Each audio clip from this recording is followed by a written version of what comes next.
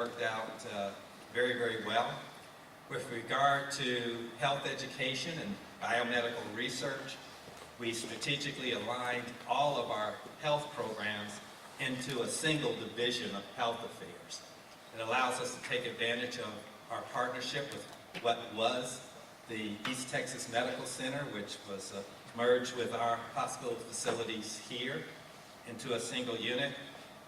That gave us essentially 1,000 hospital beds across East Texas that could be utilized to provide and fulfill our mission of providing health care and improving the health of Texans, but also to help us educate doctors, nurses, health professional people, public health people, and so forth, to give them the real life experiences that are needed to educate health professionals. I frequently say you cannot educate the next generation of healthcare professionals without the ability to expose them to patients during their training when the time is appropriate. We have here, within that division of health affairs, we have our School of Nursing, we have our Fish College of Pharmacy, we have our School of Health Affairs, which includes public health, speech therapy, occupational therapy, those types of areas.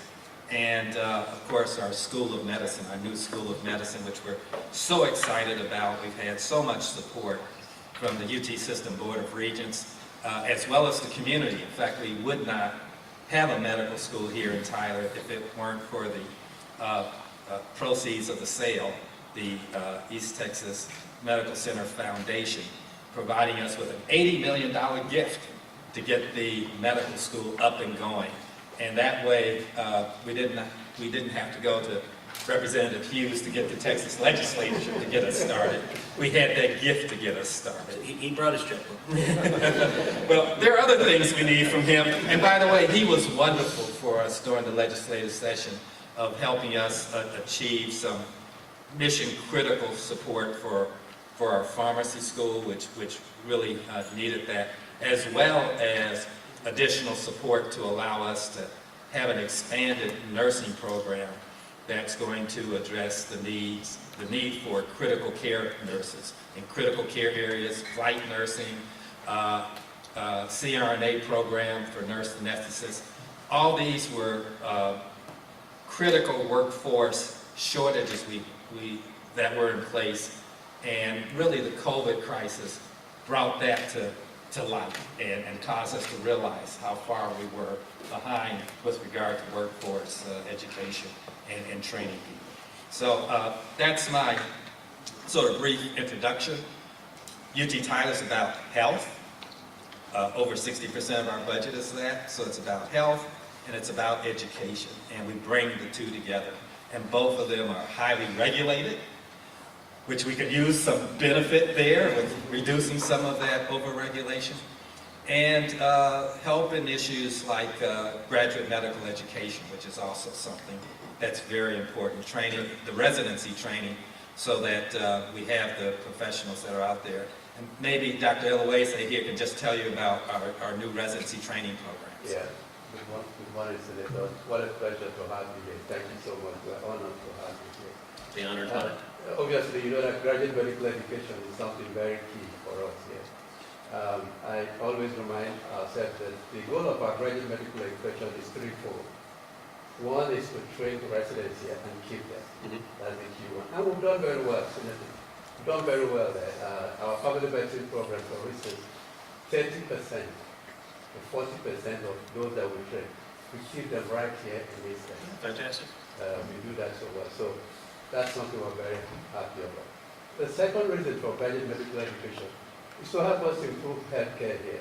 And because, you see, the residents, even during training, they contribute to healthcare. So that's the second reason. The third reason our DME is established was the fact that we help to increase and improve education of all the physicians in this state. Because residency is draft education. Yep. We've done that so well in the past few years. Just a few years ago, just like Kaum said, the number of our residency programs were just 5.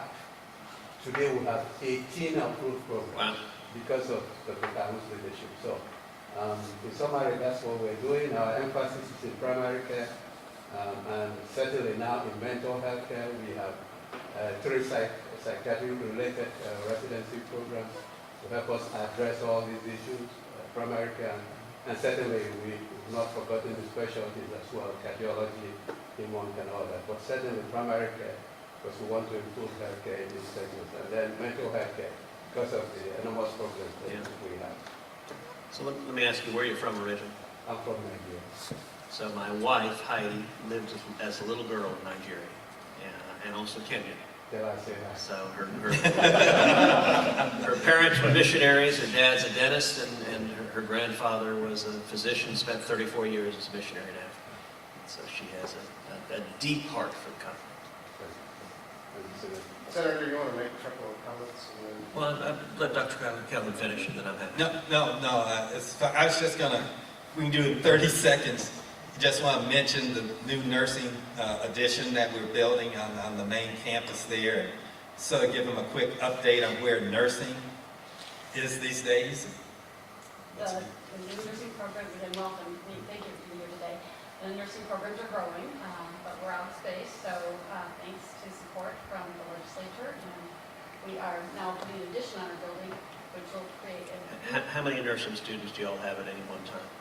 we have about 2,100 students in the program. I think we're the 3rd largest in the state. Third largest in the state. And So that, who are 1 and 2? UT Arlington is number 1, and TWU is number 2. And about how many do they have comparatively? Well, UT Arlington is in class by themselves because they have a huge online program. So they're nobody in the country touches them, but TWU and UT Cal are very close. Sometimes we're 2, sometimes we're 3. So you get about 2,100, and how long is the program typically? Well, that includes all of our students. So we have the baccalaureate program, and then we have 5 different master's programs right now, and we're adding another, and then we have 2 doctoral programs, and we're adding a third. So that includes all of our undergraduate and graduate programs. And then the new building is going to have an entire bottom floor with all simulation skills, so that we can get more students through. Because right now, that's one of the barriers that we have, is having enough space to train. Great. And then lastly, Greg, if you could say a little bit about behavioral health and what we're doing in behavioral health and mental health to help the region. Yeah, absolutely. Behavioral health is one of the primary concerns for East Texas. Outcomes are really challenging, and so it's a primary part of our curriculum, it's a primary part of our GM's programs, and our clinical programs. So across the board, we're really trying to integrate behavioral health in everything we do. Well, I work in Washington, so I'm familiar with crazy people. Look, it is great to be here with y'all. Thank you for the hospitality, Dr. Calvin. Thank you for the hospitality, Mayor, Judge. It's great to be with you. Brian, great to be in your neck of the woods. Thank you for the terrific job you do. And thank all of y'all for the incredible impact you are making in East Texas and the incredible impact you're making in this community. I have a deep love for East Texas. I think this community, the values in East Texas are as strong as they are in any place on the planet. This is a place where common sense is surprisingly common. Where people believe in basic principles, leave me alone, give me the freedom to go pursue my dreams, to go build a business, to go conquer the world. People have strong values that hold our communities together. Tyler is a wonderful and growing city. And I'll tell you, one of the real blessings of Tyler is the phenomenal medical community that's here. It is an unusually strong medical community. For the size of the city, the medical community really does punch above its weight. And that's a testament to the men and women around this table and throughout the community that have really developed spheres of excellence. And so I want to commend you for the great work you're doing and also the great work you're fixing to do. The new expansions in medical school, all of that is going to make a big difference going forward. Look, our state, we all know it, but our state is growing at an incredibly rapid rate. You know, when I was first elected to the Senate in 2012, there were 26 million Texans. Today, 11 years later, there are over 30 million Texans. We've added 4 million Texans in just over 11 years. And the rate has been simple. We have had people come into the state of Texas, more than 1,000 people a day, every single day for more than 10 years. People are voting with their feet. People understand across the country, they're in other states, a lot of them are coming from big blue states. California is by far the biggest number. Babylon Bee had a fairly amusing satirical piece where they said, Texas is building a wall on our southern border consisting of nothing but discarded one-way U-Haul trucks from California. And they had a picture of all the stacked up U-Haul trucks. Look, there's some truth to that. Texas is where the jobs are. That's why folks come here, because you can come here and you can get a job and you can provide for your family and you can give your kids a good school and you can live in a safe community where you don't have to worry about them getting shot or killed at school, and you can have a backyard and throw a football with your kid, and you can be in a community where you know your neighbors and have the kind of connection that you used to see in Mayberry. But that's something that is real today in East Texas, and it's part of why people love living in this community, because you really do have those ongoing connections that make it strong. And so I'll tell you, as your senator, I view central to my responsibility is fight to preserve everything that makes Texas so extraordinary. Fight to preserve jobs. Fight to preserve freedom. Fight to preserve security. Fight to keep East Texas the glistening jewel that it is. So I just commend the great work you're doing. My goal here is to speak about 10% and to listen about 90%, so I'm already running up against my ceiling.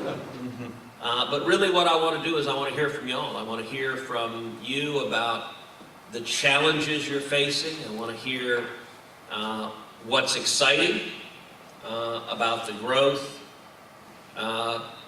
UT Tyler, the growth of the medical school, what's exciting about the next chapters. But I also want to hear what's frightening, what keeps you up at night, what scares you, what threats coming down the road are you sitting here worried about that maybe we're not prepared to deal with? And what are the challenges you're facing? And, I can probably close by just giving you words that I know are deeply comforting to everyone here.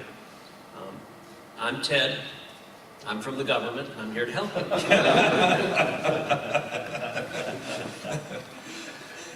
Well, on that note, Suddenly the room clears out. let me just say that we don't want to monopolize your time on this visit to Tyler, because there are several other groups that are very anxious to have a chance to meet you.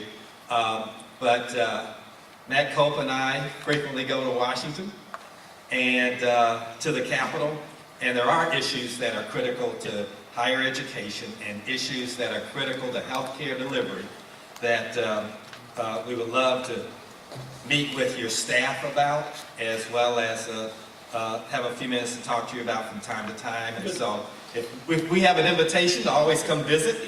You have an open invitation, but before I leave, tell me a little more about the medical school and kind of where it is and what the timeline is. So students are coming, first class starts in about 2 weeks. Okay. We're really excited. How many students? 40 to start. So we Okay. have a number of classes of 40. The ultimate goal is having 80 per year. 80 per year, and how long will the program